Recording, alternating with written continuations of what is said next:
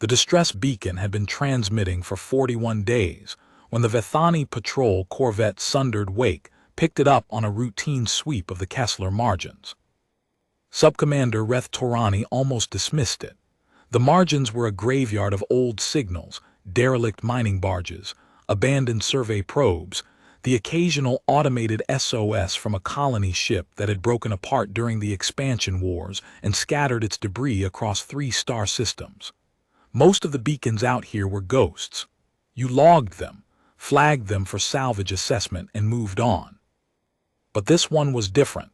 This one was broadcasting on a frequency that hadn't been used in 18 years, a human emergency band, pre-compact, the kind of signal that predated the species integration treaties.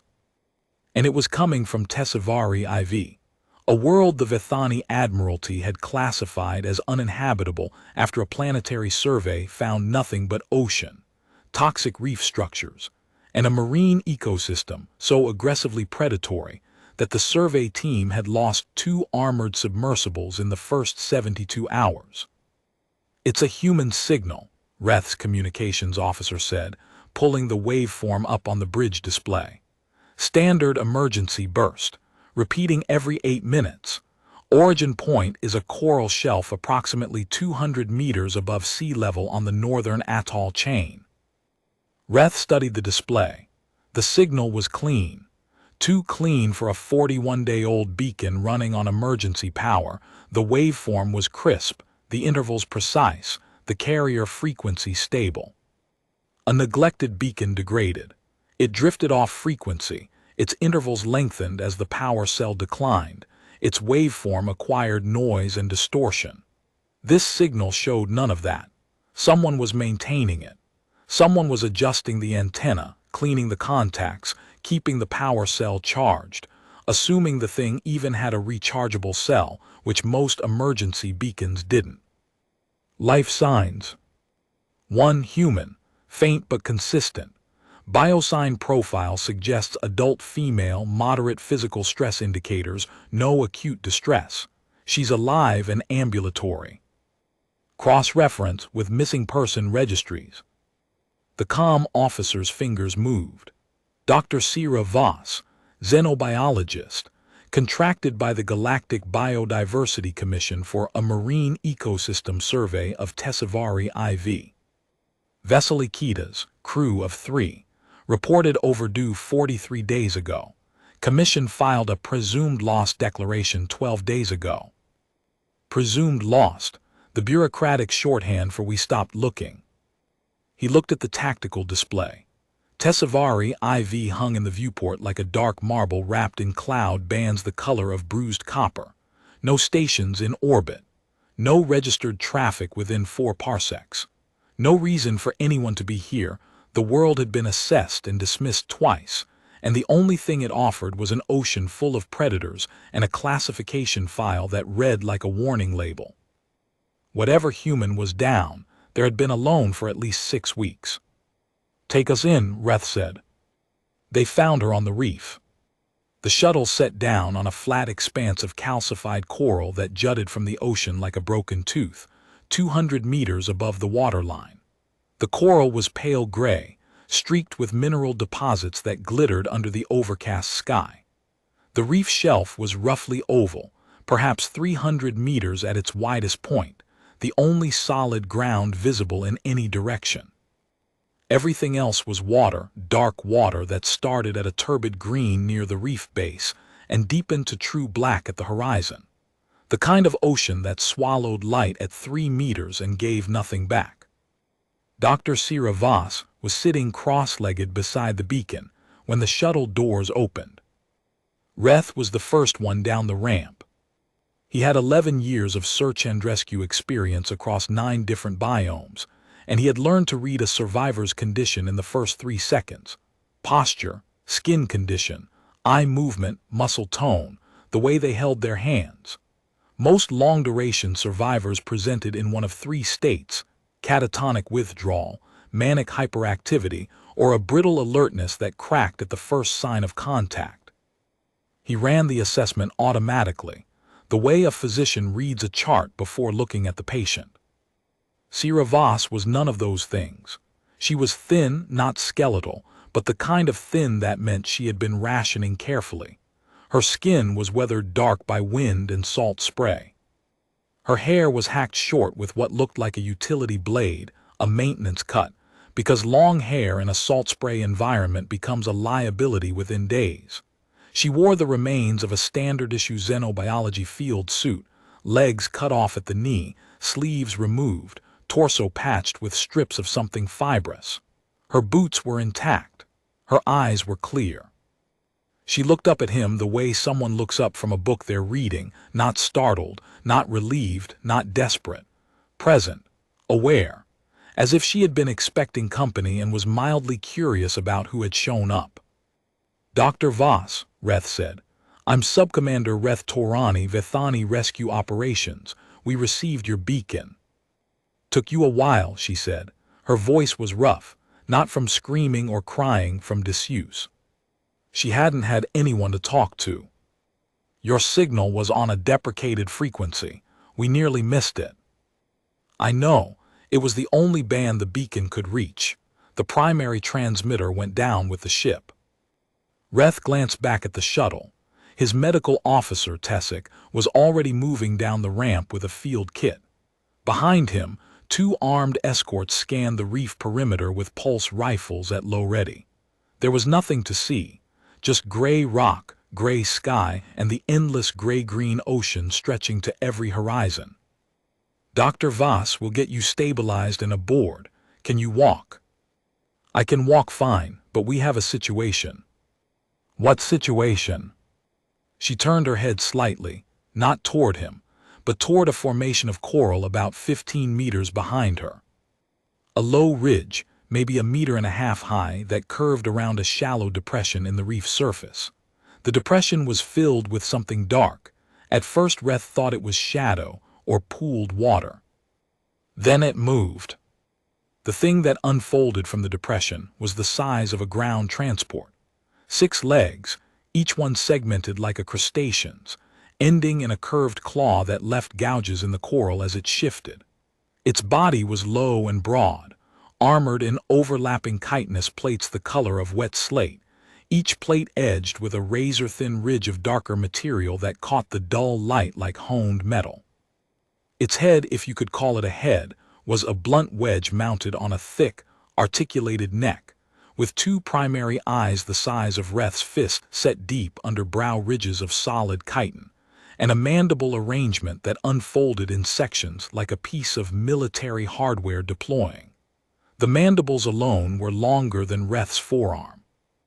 Reth's hand went to his sidearm. Behind him, he heard both escorts snap their rifles to their shoulders. The click of safeties disengaging echoed off the coral. "Don't," Sierra said. Not a shout, not a plea, just the word spoken at conversational volume with the flat certainty of someone correcting a minor error. The creature had risen to its full height, nearly 2 meters at the shoulder, 3.5 meters from mandible tip to the rear of its armored carapace. It was facing the shuttle, facing Reth. Its primary eyes had locked onto him with the fixed, evaluating stillness of something that was deciding whether he was food, threat, or neither. The mandibles were half open, showing the cutting surfaces, rows of interlocking serrations that could shear through bone and composite with equal ease. "His name is Keth," Sierra said. "He's a Tessavari razorback, apex predator of the northern reef chain, and he's been keeping me alive for 41 days. Reth did not move his hand from his sidearm.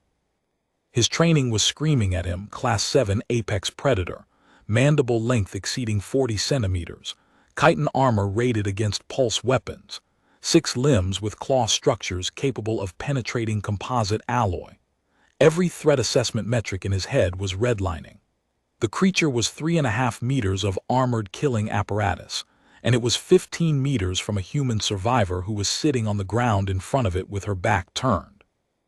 "Dr. Voss, that creature is classified as not going to hurt you unless you point weapons at him, or at me." She looked at the escorts. Her voice was calm, conversational, the same tone you'd use to ask someone to pass the salt.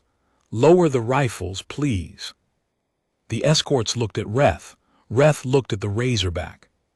The Razorback looked at Reth with an expression that, on any species he'd ever encountered, he would have described as patient.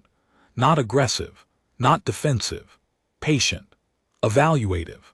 The way a large dog watches a stranger who has entered its yard and hasn't yet done anything wrong, the assessment period before the animal decides whether this new presence is a threat, a guest, or irrelevant.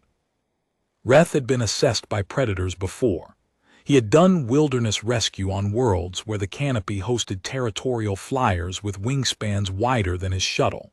He had been sized up by things with teeth and talons and intent, but never by something this large, this armored, and this calm. The creature's stillness was not the coiled tension of something about to strike. It was the settled patience of something that had already decided what it was going to do, and was waiting to see if it needed to. "Lower them," Reth said. The rifles came down. The Razorback's mandibles closed not all the way, but enough that the cutting surfaces folded back behind the outer plates. It settled slightly, redistributing its weight across its 6 legs, and turned its head towards Sierra. She reached up without looking and placed her palm flat against the chitin plate above its left primary eye. The Razorback leaned into the touch, just slightly, the way an animal leans into a hand it trusts. One of the escorts made a sound, something between a hiss and a word that didn't quite form. Reth understood. He'd spent 11 years pulling people out of bad situations, and in all that time, he had never seen a human touch an apex predator the way you'd touch a friend's shoulder. "Dr. Voss," he said carefully, "I think you'd better tell us what happened here." She did. Not on the reef. Tessic insisted on getting her aboard the Corvette first, into the medical bay, where he could run a full bioscan while she talked. The Razorback had watched them walk to the shuttle with the unblinking attention of a sentry, but it had not followed. It stayed on the reef, in the depression where it had been resting, its head tracking Sierra's movement until the shuttle doors closed. Reth noticed that she looked back twice. In the medical bay, with an IV line running fluids into her left arm, and a nutrient pack dissolving in her stomach for the first time in 6 weeks, Sierra told them. She had been part of a 3-person xenobiology survey team, contracted by the Galactic Biodiversity Commission to assess the marine ecosystem of Tessivari IV. The planet had been on the Commission's priority list for a decade, an ocean world with a biosphere complex enough to warrant full classification, but dangerous enough that no survey team had lasted long enough to complete the assessment. 2 previous expeditions had been cut short after equipment failures and predator encounters. The third, Sierra's, had been given a reinforced survey vessel, upgraded submersible drones, and a strict protocol. Observe from the ship, deploy remote sensors, do not enter the water. They had followed the protocol for 19 days. On the 20th day, a storm system had moved across the northern atoll chain, a weather event the ship's meteorological suite had failed to predict, because Tessivari IV's atmospheric dynamics were unlike anything in the standard climate models. The storm had generated waves that exceeded the ship's hull tolerances. The survey vessel had broken apart in 37 minutes. Dr. Perk Solon, the team's marine biologist, had gone down with the ship. He had been in the lower lab when the hull breached, running a spectral analysis on a water sample because Perk never stopped working, not even when the hull was coming apart around him. Sierra had heard his voice on the intercom, calm and clear. "The seal's engaged. Don't open it. Get to the raft." Those were the last words he said.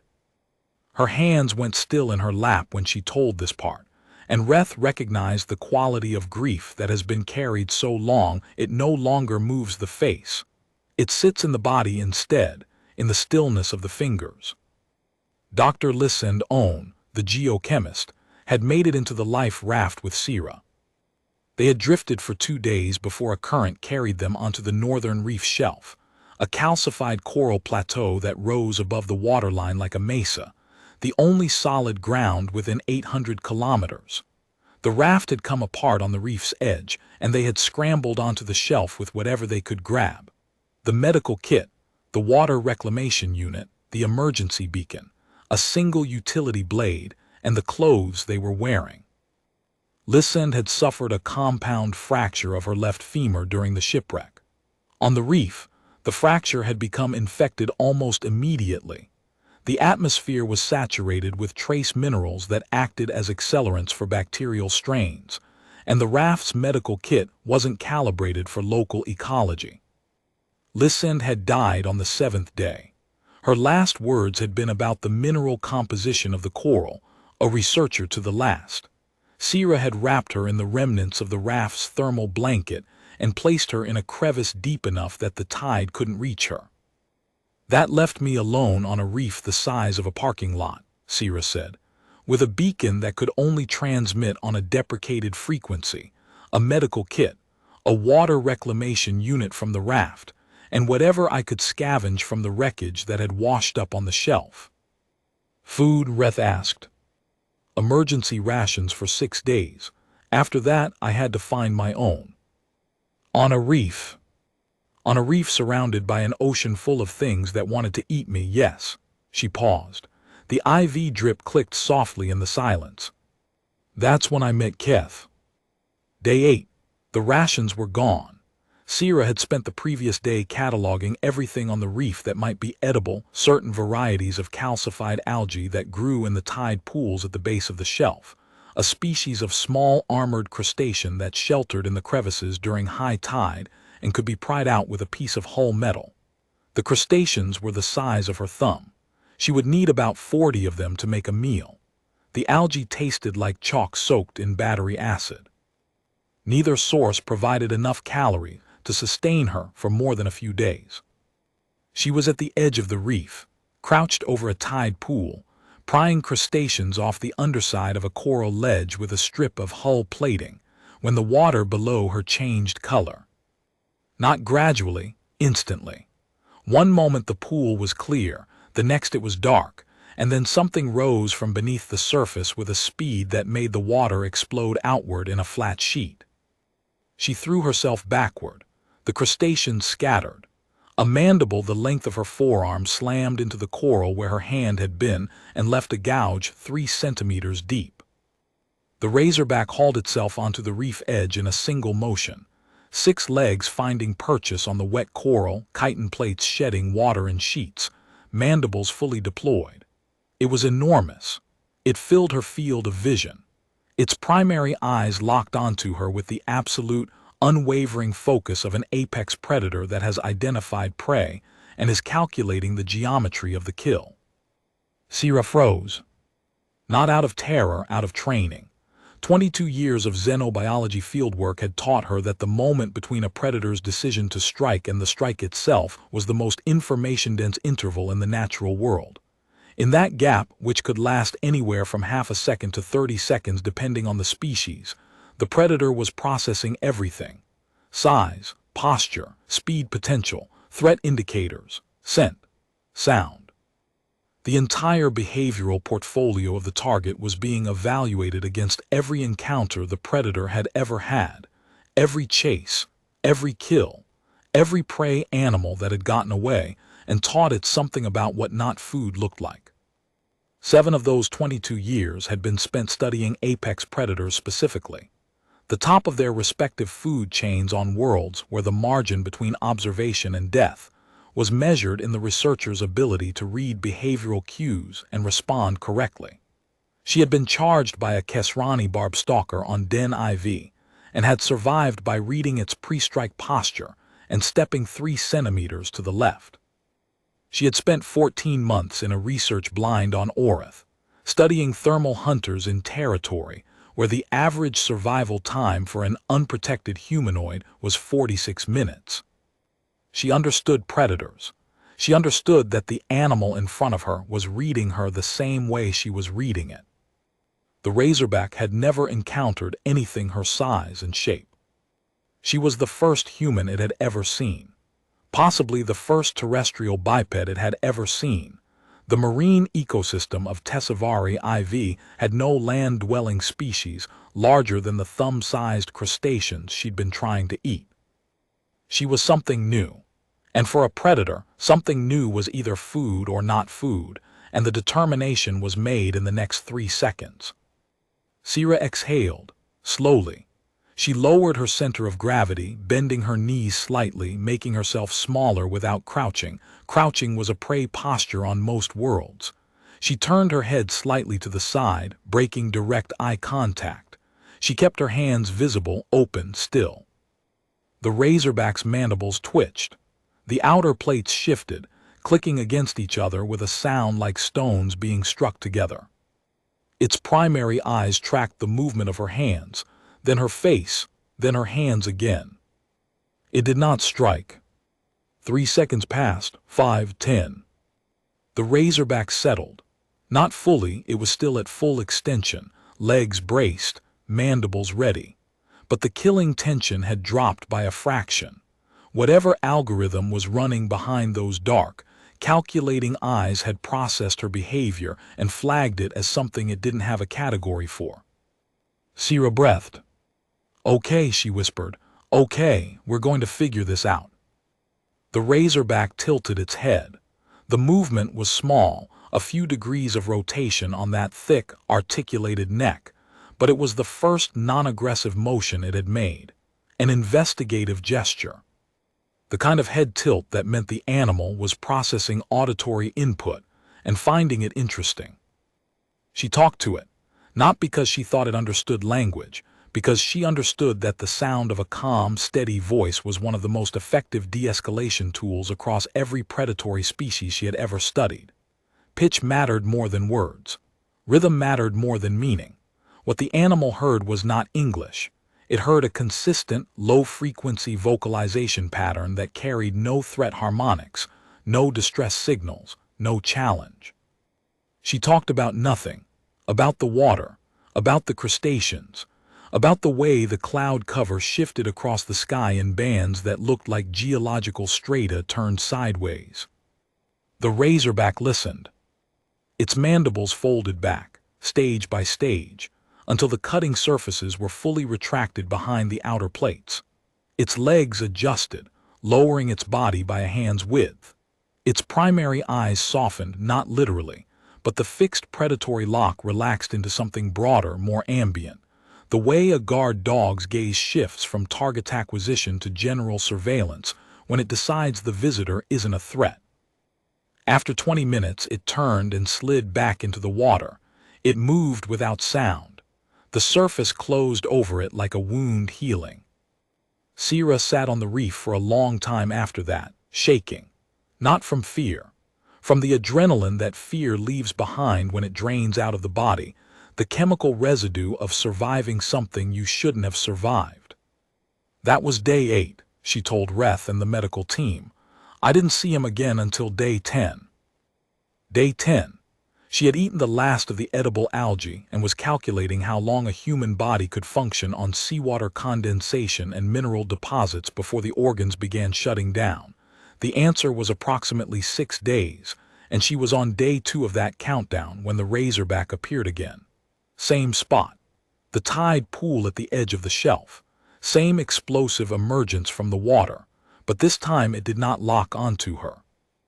It hauled itself onto the reef, shook water from its carapace in a spray that caught the light like shattered glass, and dropped something on the flat coral 2 meters from her sleeping sight.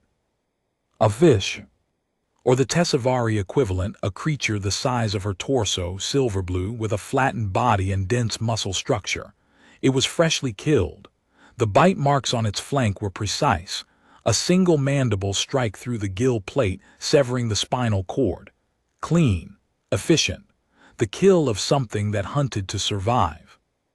The razorback pushed the fish toward her with its forward leg, then settled onto its belly and watched. Sierra stared at it, at the fish, at the razorback, at the fish again. In 22 years of xenobiology, she had observed predators share food exactly 4 times. 3 of those had been intrapack food sharing, adults feeding juveniles within an established social group. The 4th had been a Kesrani barb stalker dropping a kill at the feet of a wounded mate. In every case, the food-sharing behavior was directed at members of the same species, within an established social bond. This was neither. The razorback was an apex predator, sharing a kill with an alien species it had met 2 days ago. Sierra picked up the fish. She cleaned it with her utility blade, cut strips from the flank, and ate them raw because she had no way to make fire on a mineral reef in the middle of an ocean. The flesh was dense and oily, tasting of salt and something faintly metallic, and it was the first real protein she had eaten in 4 days. Her hands shook as she ate, not from cold, from the body recognizing that it was being fed by something that should have eaten it instead. The razorback watched her eat. When she finished, it slid back into the water. In the medical bay, Reth leaned forward. It brought you food. Every day after that, without fail. For 31 consecutive days. 31 consecutive days. Sometimes the silver blue fish. Sometimes a different species. There were at least 4 distinct prey animals in the razorback's hunting range. Once a cluster of soft-bodied organisms that it deposited on the reef in a careful pile, using its mandibles with a precision that made me rethink everything I knew about insectoid dexterity. The mandibles that could shear through bone could also arrange a dozen soft-bodied organisms in a neat row without puncturing a single one. Tessic looked up from his bioscan readout. The nutritional analysis of the fish you described, the silver blue species, shows high protein, high omega-chain lipids, and a mineral profile that closely matches human nutritional requirements. Were you aware of that? Not at the time, I am now. The odds of a marine species on an alien world producing flesh that closely matches human dietary needs are astronomically low, unless the predator was selecting prey based on observed effect, unless it was watching me eat, noting which kills I ate more of and which I avoided, and adjusting its hunting accordingly. The medical bay was quiet. You're describing adaptive provisioning, Tessic said. That's a cognitive behavior attributed to bonded social predators, yes. I know what I'm describing. One of the escorts shifted against the doorframe. Reth glanced at him, a young Vethani named Sarek who had been in rescue operations for less than 2 years. Sarek's pupils were dilated, his neck ridges flat against his skull. He was not frightened. He was riveted. Continue, Reth said. By day 12, the razorback was spending hours on the reef at a time. It would haul itself up at mid-morning and settle into the depression behind the coral ridge. At first it kept its distance, 15 meters between its resting position and Sierra's sleeping site. By day 14, the distance had closed to 10. By day 15, it was 8. Not because Sierra moved toward it, because it moved toward her. Incrementally. A meter per day, testing. Closing the gap the way a cautious animal closes a gap, not in a rush, but in a progression so gradual that the other animal's threat response never fires. Sierra recognized the behavior. She had seen it in terrestrial wolves approaching a research blind, in Kesrani stalkers moving toward a water source occupied by a rival species. It was the approach protocol of a predator that has decided the target is not prey, but has not yet determined what it is. Each day's advance was a question. Each day she didn't flee was an answer. By day 15, the razorback was spending most of each day on the reef. It would haul itself up at dawn, or what passed for dawn on Tessivari IV, a gradual brightening behind the permanent cloud cover, and settle into the depression behind the coral ridge.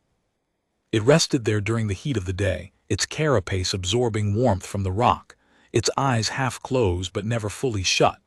One primary eye always tracked her movements, not with the vigilance of a predator watching prey, but with the ambient awareness of something keeping inventory of what mattered. In the late afternoon, it would slide into the water to hunt, and it would return before dark with food. Always before dark. Sierra noted the consistency. It seemed to understand that she could not see in the dark the way it could, and it timed its returns to ensure that she was fed while there was still enough light for her to process the food. Day 13 brought the first physical contact. She had not planned it.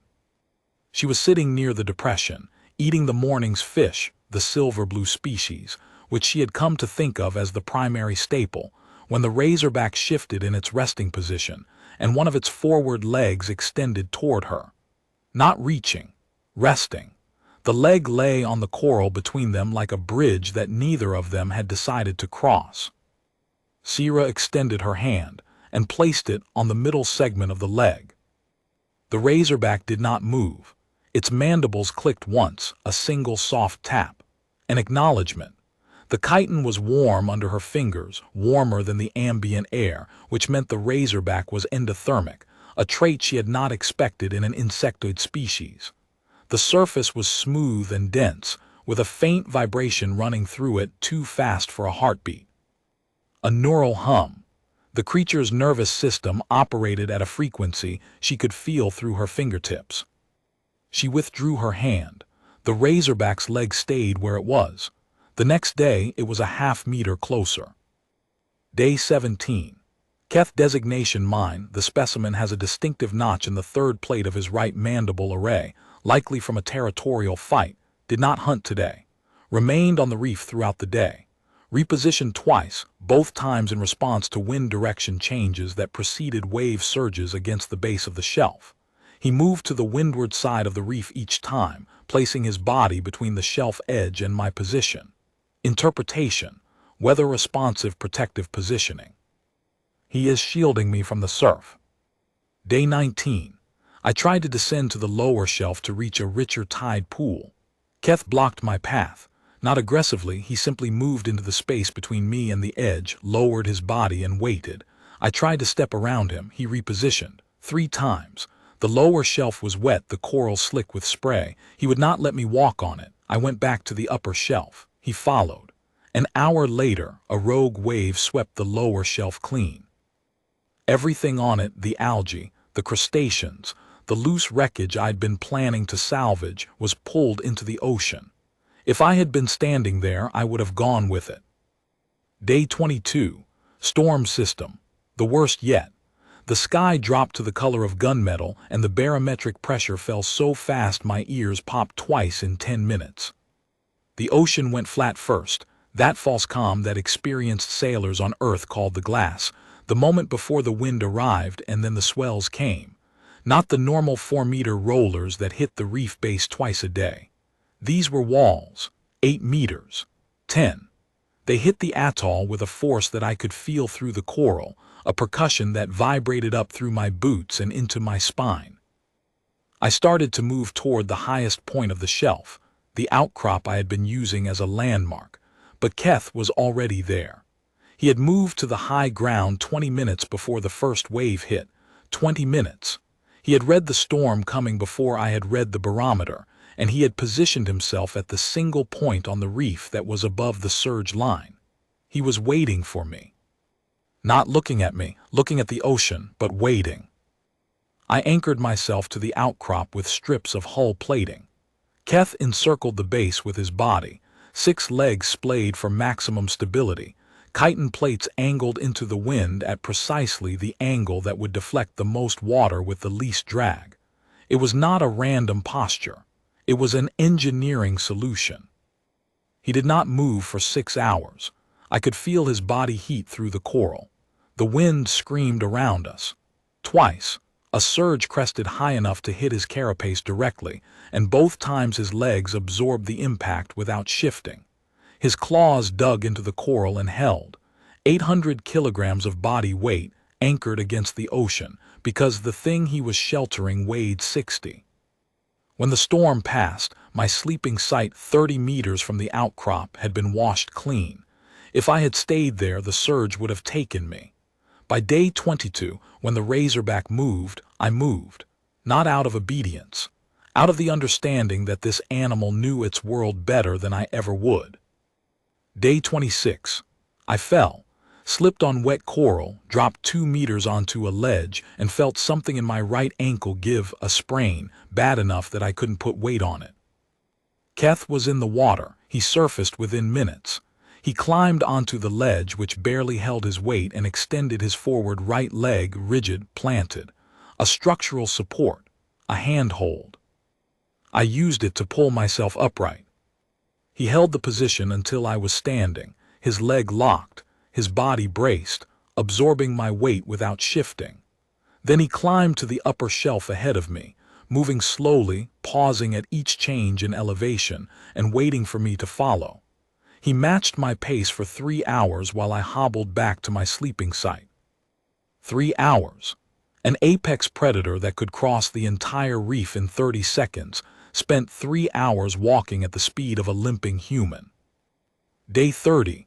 I talk to him now, every day, for hours. Not because he understands the words, because isolation is its own predator.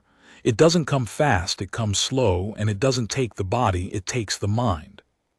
After 30 days, the silence had begun to acquire weight, pressing on my chest in the mornings, filling the spaces between my heartbeats with a blankness that felt less like quiet and more like absence. So I talk. I tell him about Earth, about the wolves I studied in the reintroduction preserves of northern Canada, about Perk, who loved bad coffee and worse jokes and who drowned in his lab because he wouldn't leave his work, about Lysand, whose bones are somewhere in this reef and whose laugh I can still hear when the wind comes from the south. Keth listens. He clicks his mandibles when I pause, a soft rhythmic tapping that I have come to recognize as his baseline vocalization, not communication in any linguistic sense. Something closer to the sound a heartbeat makes when it's steady and unafraid. I think it means here, I am here.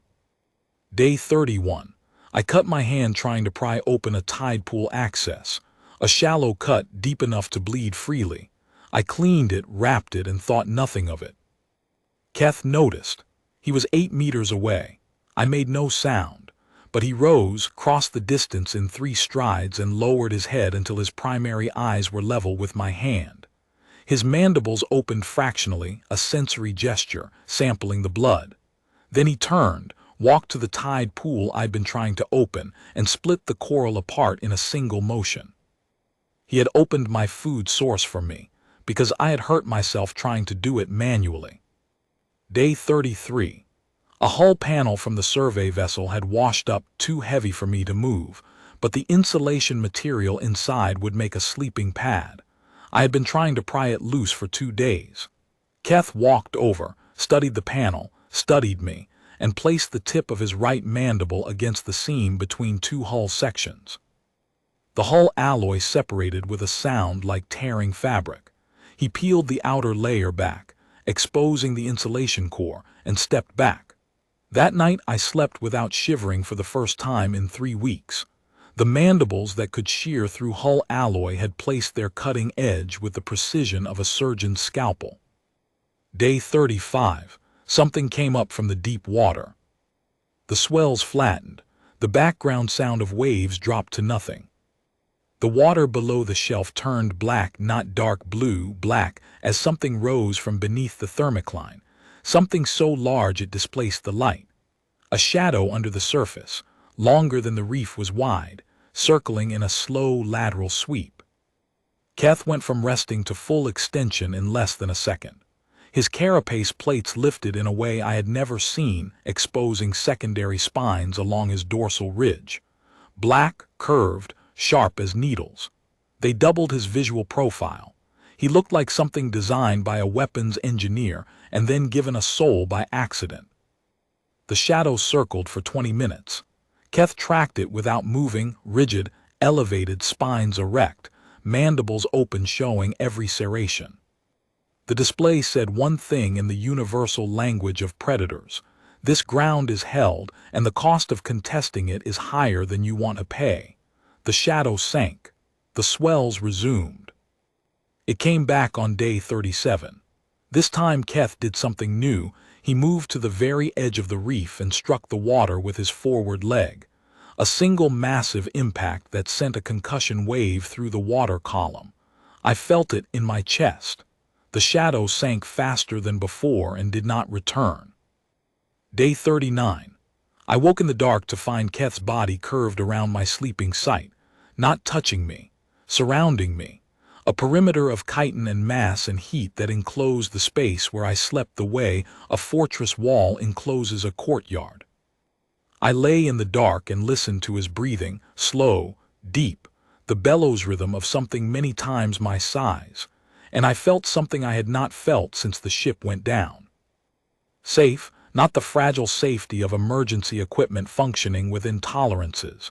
The old safety, the deep safety, the safety that a child feels when a parent is in the room, the body of something stronger between you and the dark. I understood then what I had been circling for 5 weeks. I was not surviving on this reef because I was resourceful or lucky. I was surviving because Keth had decided I was his. Not his prey, not his pet. His, the way territory is his. He had folded me into the map of things he defended, fed, sheltered, and would kill for. I was Pack. In the corvette's medical bay, Sierra stopped talking. The IV drip clicked softly. Tessic was reviewing the bioscan results on a data pad, his face carefully neutral, the Vethani expression that meant someone was working very hard not to show what they were feeling. The 2 escorts stood by the door, their rifles long since shouldered, their expressions hovering between fascination and a particular discomfort that Reth recognized. It was the discomfort of a world view being quietly rearranged. Reth was quiet for a long time. "Dr. Voss," he said finally, "the creature Keth is still on the reef." "Yes." "It's an apex predator, class 7 at minimum, possibly higher. It weighs approximately 800 kilograms and its mandibles can shear through composite hull plating, I know. I've seen him do it. He opened a section of wreckage for me on day 23 so I could sleep without shivering." Reth processed this. He looked at Tessic. "Her bioscan is clean," Tessic said. "Dehydration moderate correctable, mild malnutrition, consistent with 41 days of subsistence diet but better than expected. The ankle sprain is healing well, properly aligned. Slight mineral buildup in her lungs from the reef atmosphere, easily treated. No parasites, no pathogen markers, no toxin exposure." He paused. "Dr. Voss, you are in remarkably good condition for someone who has spent 6 weeks on a world the Admiralty classified as uninhabitable." "I had a good provider," Sierra said. Reth leaned forward. "Dr. Voss, I need to understand something. This animal has been feeding you, protecting you from storms, shielding you from deep-water predators, helping you navigate the reef after an injury, and opening hull wreckage so you could sleep warm. For 41 days. "Yes." "Why?" She looked at him. The look was calm, direct, and carried the particular weight of someone who has had 6 weeks alone to think about a question, and has arrived at an answer that she knows most people will not want to hear. "Because I didn't run." Reth waited. Every other thing that has ever come onto his reef has either been prey small, fast, trying to escape, or a territorial challenger, large, aggressive, trying to displace him. I was neither. I was slow, I was calm, I didn't challenge, and I didn't flee. I was something his behavioral repertoire didn't have a file for, so he watched me. And what he saw was a creature that was clearly out of its element, clearly unable to feed or shelter itself adequately, and clearly not a threat. She paused. "On Earth, we have a word for what happens when a predator encounters something helpless that doesn't trigger its prey response. We call it adoption. It's rare, but it's documented across dozens of terrestrial species. A leopard that guards a baby baboon instead of eating it. A lioness that raises an oryx calf alongside her own cubs. A crow that feeds a kitten. The behavioral mechanism is the same every time. The nurturing instinct overrides the predatory instinct when the prey identification pathway fails to fire. You're saying this apex predator adopted you. I'm saying he recognized that I needed help and he helped. Whether that's adoption, symbiosis, or something we don't have a word for yet, the behavior is consistent and sustained. He feeds me.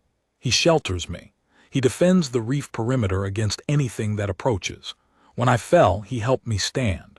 When I was cold, he opened a hull panel so I could insulate my sleeping site. When the deep-water predator came, he deployed a defensive display I'd never seen before and held it for 20 minutes without moving. He could kill you at any time. He chose not to. For 41 consecutive days, and I don't believe he will. Reth sat back. In 11 years of rescue operations, he had recovered miners from collapsed shafts, pilots from disabled ships, colonists from failed settlements on worlds the Compact had written off. He had never recovered a human who had been kept alive by the apex predator of an uninhabitable ocean world. He had never sat in a medical bay listening to a scientist describe a bond that the Vethani taxonomic system had no category for, delivered in a voice so steady that doubting it felt like doubting gravity. "We need to discuss extraction," Reth said. Sierra's expression changed. It was the first real shift he had seen, the first crack in the calm, competent exterior. Not fear, not anger. Something closer to the expression of someone who has been told they must leave home. "Keth is still on the reef," she said. "Dr. Voss. He's been alone on that reef for 6 weeks protecting something that can't protect itself. If I leave and he stays, he'll patrol that reef waiting for me to come back. He'll defend a sleeping site that's empty. He'll hunt and bring food to a flat piece of coral where no one is sitting. He'll do it for days, maybe weeks, maybe until whatever drives that behavior exhausts itself, and something in him goes quiet the way it goes quiet in bonded terrestrial animals when their pair mates die. There's a word for that too. It's called fading." The medical bay was quiet. The IV clicked. "He chose me," she said. "I didn't ask him to. I didn't train him. I didn't bribe him with food. He was feeding me, not the other way around. He chose me the way his species chooses territory, completely, without reservation, without conditions. And I sat there for 41 days, and every single day he came back. Every single day he brought food. Every single day he positioned himself between me and whatever was in the water." She paused. When she spoke again, her voice was very quiet. "He could have eaten me on day 1 and had 6 weeks of easy calories. He chose to go hungry hunting for me instead." The word hung in the air. Sarek, the young escort by the door, made a sound, not a word, not a sob, something between the two. His superior glanced at him. Sarek looked at the floor and did not look up again. But Reth could see his neck ridges trembling in the involuntary pattern that Vethani physiology produced when strong emotion was being suppressed. Reth felt something shift in his own chest. It was something older than training, something the Vethani didn't talk about because they had spent 3,000 years building a civilization on the premise that sentience was demonstrated through cognitive benchmarks. What this woman was describing didn't fit any benchmark they had ever written. It fit something that didn't require a language or a test or a committee vote to be real. Tessic cleared his throat.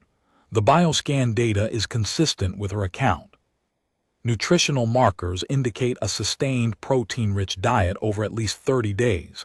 The tissue composition doesn't lie. No human survival kit provides that for 6 weeks. "Dr. Voss," Reth said, "what are you asking?" "I'm asking you not to leave him." Reth looked at Sierra Voss, at the salt-weathered skin, the hacked hair, the clear eyes, the absolute stillness of a woman who had come out the other side of 6 weeks with an apex predator not broken, not traumatized, but bonded in a way his species had no framework for understanding. "We can't take an apex predator aboard a military corvette," Reth said. "I'm not asking you to take him aboard. I'm asking you to tag the reef as a protected zone. File it with the Biodiversity Commission. Register Keth as a study subject under my research charter, and let me go back. Go back. With supplies, a proper shelter, communication equipment that actually works. Let me go back to the reef and continue the study. He's the first documented case of cross-species provisioning behavior in a Class 7 apex predator. The data is unprecedented, Every xenobiology institution in the compact will. You want to go back to the reef and live with the razorback. I want to go back to the reef and study the razorback. There's a difference. Reth studied her face. There was no difference. She knew it. He knew it. The escorts knew it. Even Tessic, who had spent 20 years keeping his medical opinions clinically detached, knew it. I need to consult with my command, Reth said. He left the medical bay. In the corridor outside, Sarek was leaning against the bulkhead. His rifle was slung. His eyes were unfocused in the way that meant a Vethani was processing something that didn't fit into their existing framework. Subcommander, Sarek said. Yes. On the reef, when the creature rose, when it unfolded, I had my sights on the primary eye, center mass of the cranial wedge. The firing solution was clean. I know. If she hadn't said don't, if she hadn't said it exactly the way she said it, that fast, that certain, I would have fired. I know. Sarek was quiet for a moment. It would have been the worst shot I ever took. Reth did not answer, because the answer was yes, and they both knew it, and saying it aloud would not have added anything. He walked to the bridge. Through the viewport, Tessavari IV turned slowly in the void, its cloud bands catching the distant starlight. Somewhere on the northern atoll chain, on a slab of calcified coral 200 meters above an ocean that wanted everything dead, an apex predator was waiting for a 60-kilogram human to come home. Reth stood at the viewport for a long time. On the surveillance feed, the razorback had not moved from the depression, had not hunted, had not eaten. It sat in the exact position where they had last seen it, its mandibles clicking in the steady, patient rhythm that Sira had described. Here I am here. He thought about the classification system, the neat categories the Vethani had built: hostile, neutral, symbiotic, parasitic, domestic. The system had worked for 3,000 years. It had failed in 41 days. Then he opened a channel to Vethani Rescue Command. This is Subcommander Torani. I need to file a protected zone designation for a reef formation on Tessavari IV, northern atoll chain. Coordinates to follow. The designation is for a research site associated with Dr. Sira Voss, xenobiologist, Galactic Biodiversity Commission, Charter Number VX7741. I also need a supply manifest for a 6-month extended field deployment. 1 person. He paused. And I need a classification revision for the native apex predator species. Current designation is hostile uninhabitable. Recommended revision, he stopped.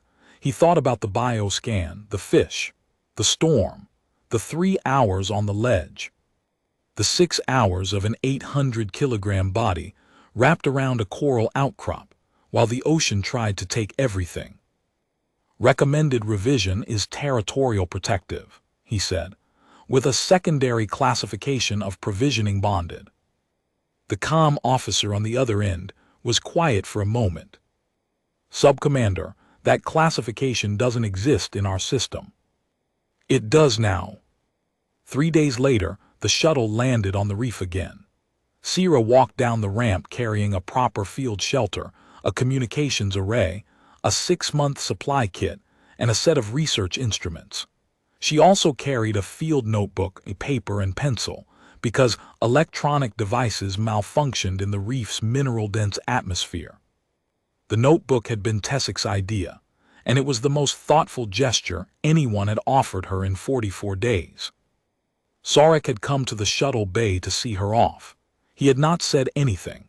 When she looked at him, he inclined his head, the Vethani gesture of respect offered, very rarely, to people considered worthy of deference for reasons that had nothing to do with rank. Sira inclined her head in return. The razorback had not moved from the depression in 3 days, had not hunted, had not eaten. For 3 days, an 800-kilogram apex predator had fasted on a reef where prey was abundant, because the thing it fed was gone. Sira set down the field shelter and walked to the depression. Keth's head lifted, his primary eyes found her. His mandibles shifted, not deploying, not retracting, moving. The soft, rhythmic clicking that she had learned to recognize across 41 days and 300 hours of shared silence. Here I am here. She placed her palm flat against the chitin plate above his left eye, in the exact spot where the surface was smoothest, worn to a dull polish by years of pressing his head against the coral, against stones, seeking contact. An apex predator pressing his head against rocks because there was nothing else to press it against. Until her. "I'm back," she said. The razorback exhaled. The sound was like a bellows closing, deep, slow, resonant. His carapace settled, his legs tucked beneath him, his eyes softened into something she could only describe as relief. She had seen that shift in bonded canids reuniting with handlers, in mated raptors returning to the nest. She had never expected to see it in an insectoid apex predator looking at her. She sat down beside him on the coral. Neither of them moved for a long time. Then the cloud cover shifted, and for the first time in 44 days, a thin bar of actual sunlight broke through and hit the reef. It lit the razorback's chitin plates in colors she had never seen: deep indigo, copper, a faint iridescent green along the edges. The plates she had thought were the color of wet slate were, in direct light, beautiful. Sierra opened the field notebook. She picked up the pencil. She wrote. Day 1 resumed. Keth did not eat during my 3-day absence. Provisioning behavior directed exclusively at me. In my absence, he fasted. This is consistent with bonded pair fasting behavior documented in terrestrial canids and certain avian species, but has never been recorded in an insectoid apex predator.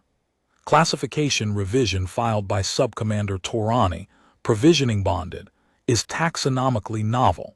I propose a formal behavioral designation, sustained vigil. She looked at the razorback. He was watching the water.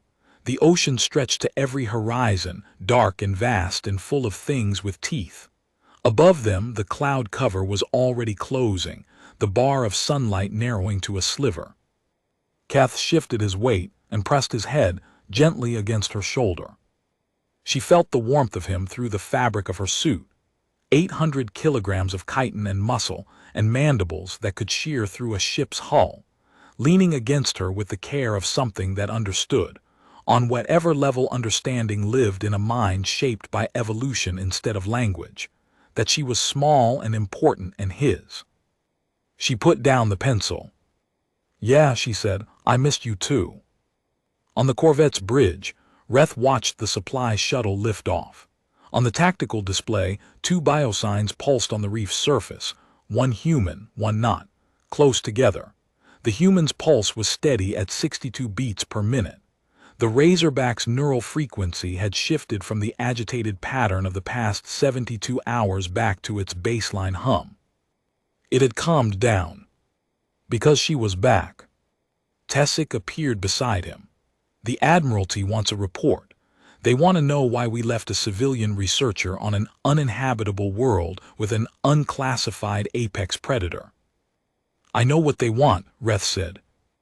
They want clinical language, risk assessment matrices. Are you going to do that? He sat down at the command console and began to type. Subject, field report, Tessavari IV recovery operation, Ref, VX7741. The rescue team found Dr. Sierra Voss alive after 41 days of isolation. Her survival was not attributable to emergency equipment, training, or environmental fortune. Her survival was attributable to the razorback. The Tessavari razorback, specimen designated Keth, is a Class 7 apex predator with no previously documented social behavior. Over 41 days, this specimen exhibited sustained provisioning, adaptive prey selection, environmental protection, and bonded fasting during a 72-hour separation.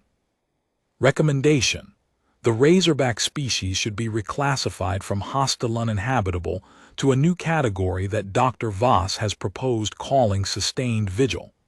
An animal that does not merely coexist with another species, but guards it, feeds it, and waits for it in its absence. We did not rescue Dr. Voss from the Razorback.